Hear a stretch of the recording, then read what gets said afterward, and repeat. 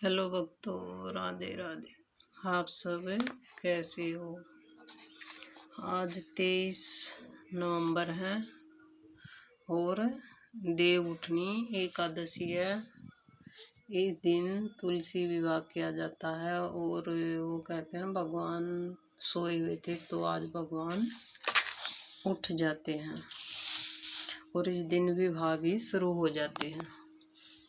तो आज हम देव उठनी एकादशी की महत्ता आपको सुनाने जा रहे हैं, तो आप सुन लेना। ब्रह्मा जी बोले कि हे मुनि श्रेष्ठ, अब आप पापों को नष्ट करने वाली तथा पुण्य और मुक्ति को देने वाली प्रबोधिनी एकादशी का महत्व सुनिए। भागीरथी, गंगा तथा तीर्थ, नदी, समुद्र आदि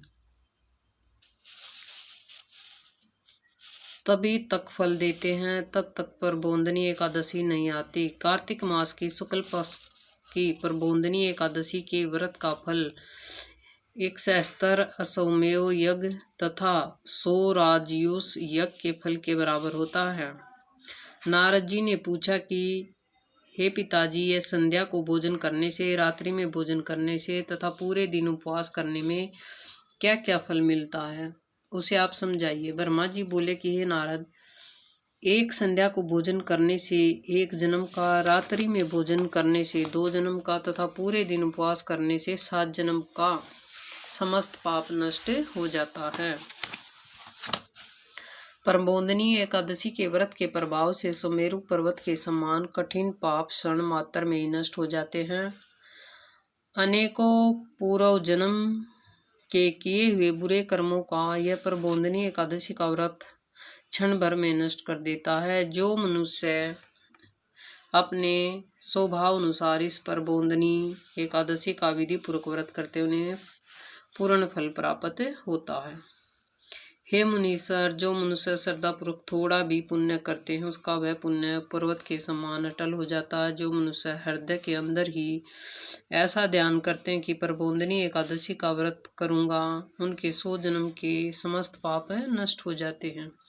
जो मनुष्य प्रबोधिनी एकादशी के दिन रात्रि को जागरण करते हैं, उनकी बीती हुई तथा आने वाली 10,000 पीढ़ियाँ विष्णु लोक में जाकर वास करती हैं और नरक में अनेक दुखों को भोगते हुए पितर विष्णु लोक में जाकर सुख भोगते हैं। बराह हत्या तथा महान पाप भी प्रबोधिनी एकादशी का व्रत करने से धुल जाते हैं। एकादशी के दिन रात्रि को जागरण करने से फल अश्वमेव यज्ञ के यज्ञों का फल अधिक होता है।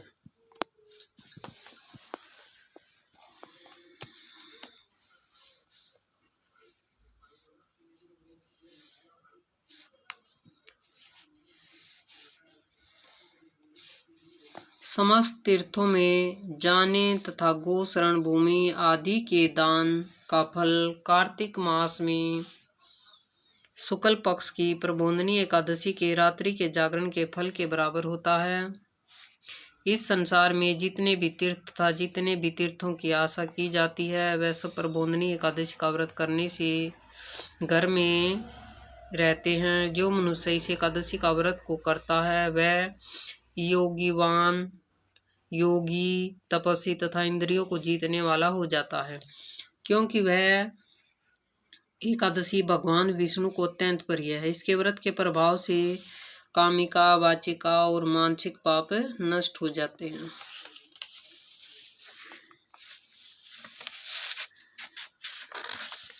इस एकादशी के दिन जो भगवान की प्रतिमा के लिए दान, तप, होम, यज्ञ आदि करते हैं उन्हें अधिक पुण्य मिलता है।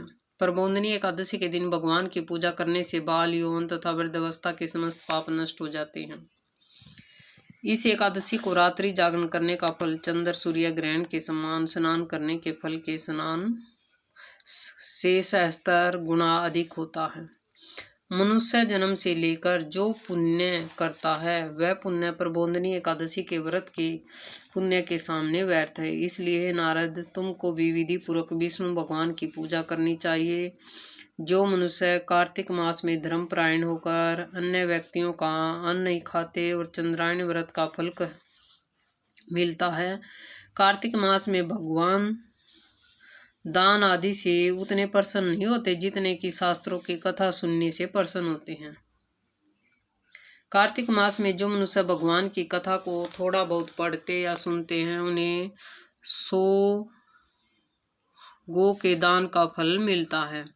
मनुष्य अपने कल्याण के लिए विष्णु भगवान की कथा सुनते हैं, वे अपने कुटुंब का उद्धार करने के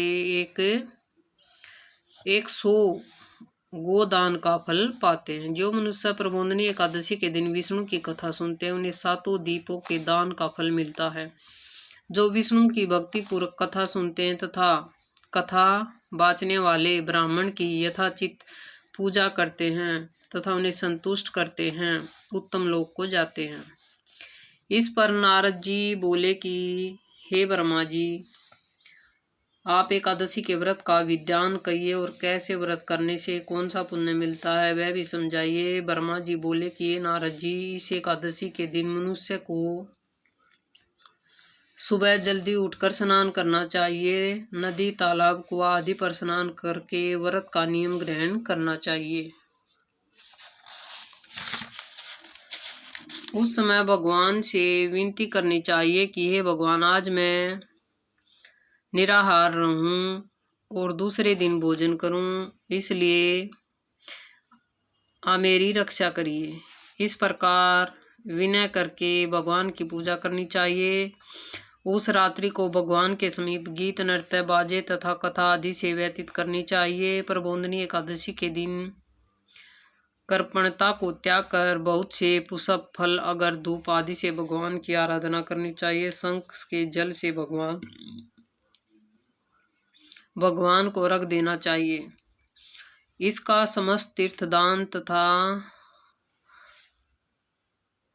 आदि से करोड़ों गुना फल अधिक मिलता है। जो मनुष्य पुष्प से भगवान की पूजा करते हैं, उसके सामने इंद्र भी हाथ जोड़ते हैं। कार्तिक मास में जो बिलाव पत्थर से भगवान की पूजा करते हैं, उन्हें अंत में मुक्ति मिलती है।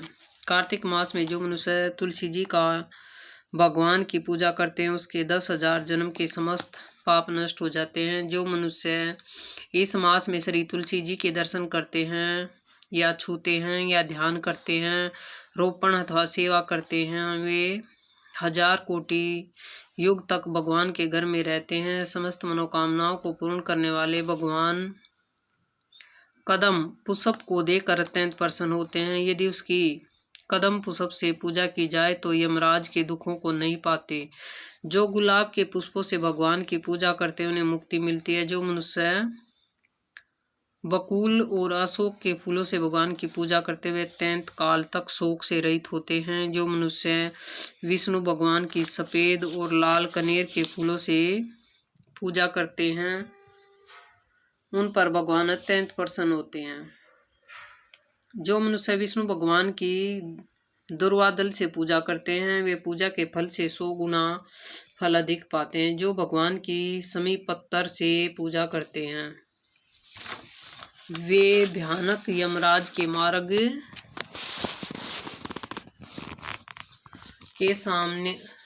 को सरलता से पार कर जाते हैं। जो मनुष्य चंपक पुष्प से भगवान विष्णु की पूजा करते हैं, वे आगमन के चक्कर से छूट जाते हैं। जो मनुष्य स्वर्ण का बना हुआ केतकी पुष्प भगवान पर चढ़ाते हैं, उनको करोड़ों जन्म के पाप नष्ट हो जाते हैं। जो मनुष्य भगवान के पीले और रक्त वर्ण कमल के सुगंधित फूलों से पूजा करते हैं, वे उन्हें श्वेत द्वीप में स्थान मिलता है। इस प्रकार रात्रि में भगवान की पूजा करके प्रातःकाल शुद्ध जल से नदी में स्नान करना चाहिए। स्नान करने के पश्चात भगवान की पूजा करनी चाहिए। इसके बाद पूर्ति के लिए ब्राह्मणों को भोजन कराना चाहिए और दक्षिणा देकर मीठे वाक्यों द्वारा सभा करनी चाहिए। इसके उपरांत भोजन, गो और दक्षिणा में गुरु की पूजा करनी चाहिए और ब्राह्मणों को बहुत सी दक्षिणा देकर नियम को छोड़ना चाहिए। ब्राह्मणों को यथाशक्ति दक्षिणा देनी चाहिए। जिस ब्राह्मण को रात्रि में भोजन करवाएं उसे श्रवण सहित बेल दान करना चाहिए। जो मनुष्य यात्रा स्नान करते हैं उन्हें दही और शहद दान करना चाहिए। जो मनुष्य फल की आशा करते हैं उन्हें फल का दान करना चाहिए। तेल की जगह घी और घी की जगह दूध और अन्न में चावल दान करने चाहिए। जो मनुष्य इस व्रत में भूमि शयन करते हैं उन्हें सब वस्तुओं सहित शयन दान करना चाहिए। जो मौन धारण करते हैं उन्हें शरण सहित तेल दान करना चाहिए। जो मनुष्य बालों को धारण करते हैं उन्हें दर्पण दान करना चाहिए। जो मनुष्य कार्तिक मास में उपनय धारण करते हैं उन्हें उपानय दान करना चाहिए। जो इस मास में नमक त्यागते हैं उन्हें शक्कर दान करनी चाहिए। जो मनुष्य नित्य प्रतिदेव मंदिर में दीप जलाते हैं उन्हें स्वर्ण या तांबे के दिए को घी या बत्ती सहित दान करना चाहिए। जो मनुष्य चातुर्मास व्रत में किसी वस्तु को त्यागता है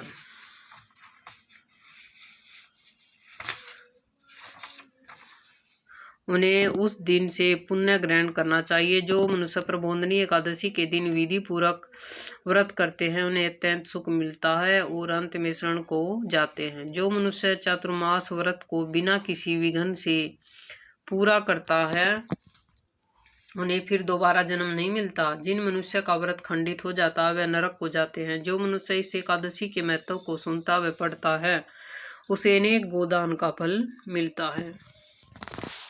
तो हमारी ये कथा हुई समाप्त। इसके अंत ओम नमो भगवते वासुदेवाय नमः। ओम नमो भगवते वासुदेवाय नमः। ओम नमो भगवते वासुदेवाय नमः। ओम नमो भगवते वासुदेवाय नमः। इस मंत्र का जाप करते रहना चाहिए। तो अभी हम करेंगे भगवान से प्रार्थना। ओम जय जगदीश श्यामी जय जगदी हरे भक्त जनों के संकट क्षण में दूर करे श्यामी क्षण में दूर करे। जो दावे फल पावे दुख मिन से मन का सुख संपत्ति घर आवे कष्ट मिटे तन का। ओम जय जगदीश हरे मात पिता तुम मेरे शरण कहूँ मैं किसकी श्यामी शरण कहूँ मैं किसकी। तुम बिन और न दूजा आस करूँ मैं जिसकी श्यामी आस करूँ मैं जिसकी। तुम पूर्ण परमात्मा तुम अंतर्यामी परब्रह्मा परमेश्वर तुम सबके स्वामी। ओम जय जगदीश हरे तुम करुणा के सागर तुम पालन करता मैं मूरख खल कामी कृपा करो भरता। ओम जय जगदीश हरे तुम हो एक अंगोचर सबके प्राणपति किस विध मिलूं दया में तुमको मैं कुमति। ओम जय जगदीश हरे दिन बंधु दुख हरता तुम ठाकुर मेरे अपने हाथ उठाओ अरे पड़ी मैं तेरे।